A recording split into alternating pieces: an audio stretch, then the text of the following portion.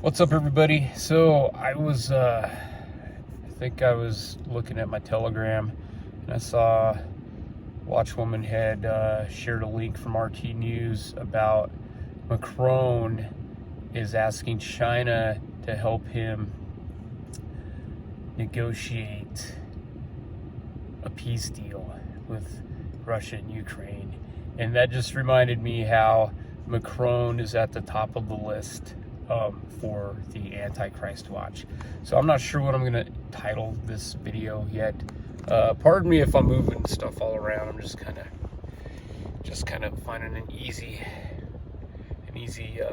way to hold my phone. My little phone holder thing keeps falling off from the heat of the dashboard and all of that nonsense. So anyway, this is tied to just remembering what our number one prep is, and that is knowing where we're spending eternity. So knowing that I'm saved, that the Bible is true, that God is real, that Jesus is the only way. Knowing where I'm spending eternity, that's number one. Because you could have every prep in the world and have this perfect plan, and you could not wake up in the morning. There's so much violence going on nowadays. You could be the victim of a drive-by. The world is getting crazier and crazier. So know where you're going to spend eternity. In Acts chapter 10, when Cornelius's men came and got Peter, and Peter went back to share the gospel with Cornelius's household, he didn't even finish, and they started speaking in tongues. So remember, you don't need to say this perfectly worded sinner's prayer to get born again. What it really came down to is knowing and believing that the God of the Bible is the one true God, and that Jesus laid down his sinless life to be the once and for all final sacrifice for our sins. And that's what it comes down to. You need to believe that. You don't have to say. Nowadays, a lot of churches get so caught up in having this perfectly worded sinner's prayer, and it's like, oh, well, repeat after me. Well, you could say it and not believe it, and then you know what I mean. You know where I'm going with that. So anyway, that's the number one prep. Tying off of the number one prep kind of takes us into end times watches, right? So I don't know if I'm gonna start doing maybe a series or something, just because I think a lot of you out there are like me. We're prepping because we see the end times.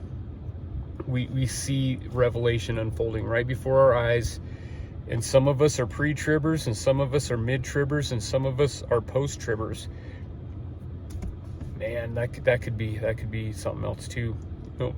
End times watch, rapture watch, Antichrist watch. I don't know how this one's gonna get titled yet, but this is in essence tying off of the number one prep, Antichrist watch. Watchwoman shared that article on her Telegram, and I was like, man, yeah, Macron is definitely, he's like top three, I think.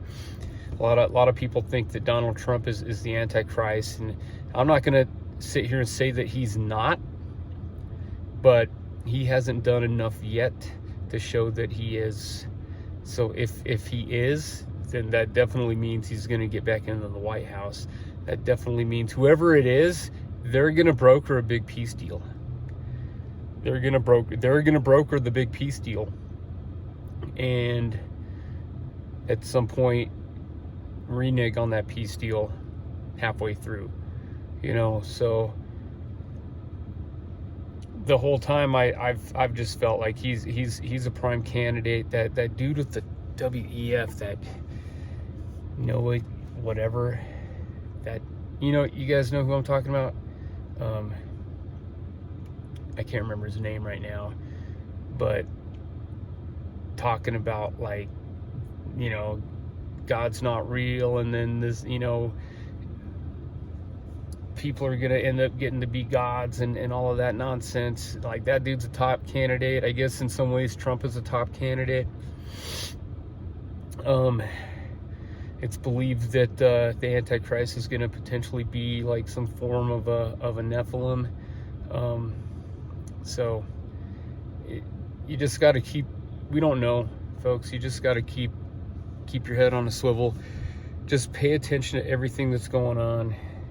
So I'm checking my time because I'm doing this on my lunch break. Zero sugar. Pretty sure I'm getting loaded up with aspartame, but I don't know that we're going to be around long enough for that to ever matter.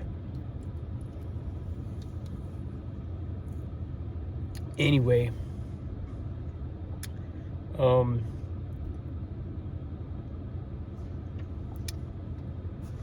tell me what you think. Are you keeping an eye out?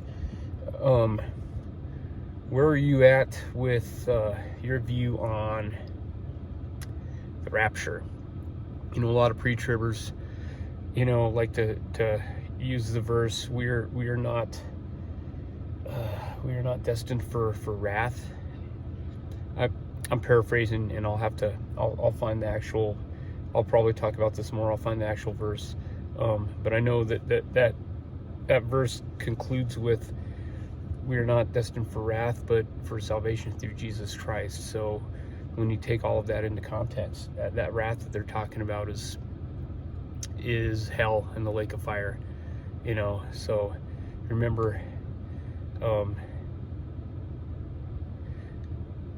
sorry folks, I'm like all over the place right now. FAI Studios, I think, really presents a good explanation for a post-trib view. In big part, that just because you witness, tribulation, just because you witness, once the tribulation starts, you're gonna have the tribulation, then you're gonna have the great tribulation, and the great tribulation, that's gonna be God's wrath. Just because you get to see the dispensing of God's wrath does not mean that God's wrath is being dispensed on you, right? So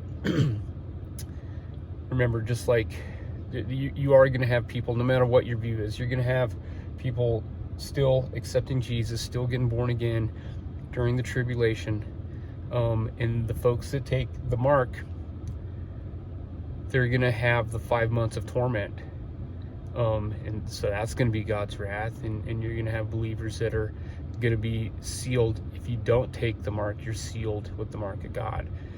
So you're going to be present and get to see that wrath getting dispensed on everybody that took the mark. So you can be present to see it and still not have it dispensed on you.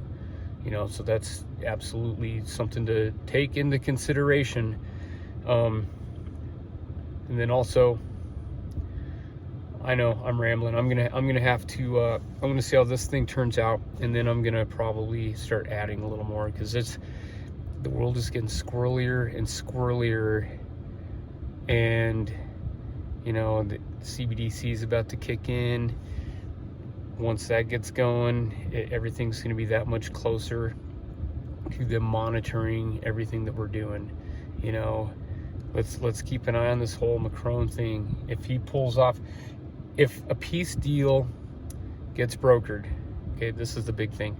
If a peace deal gets brokered with Russia and Ukraine, who brokers that peace deal? Whoever brokers that peace deal is more than likely the Antichrist. And then let's keep an eye on where they're at with the temple. You know, the red heifers still need about another year maturity wise, but from what I can tell, you know, the temple cleansing doesn't necessarily have to happen until after it's built, you know. So it seems like they have time to build it, and then the heifers will be old enough to be sacrificed and burnt within the ashes used to ceremonially cleanse the temple. So keep an eye on that. All right, folks, we're getting there. Remember, number one prep, know where you're spending eternity. Put your trust in Jesus Christ. Love you guys. See you soon.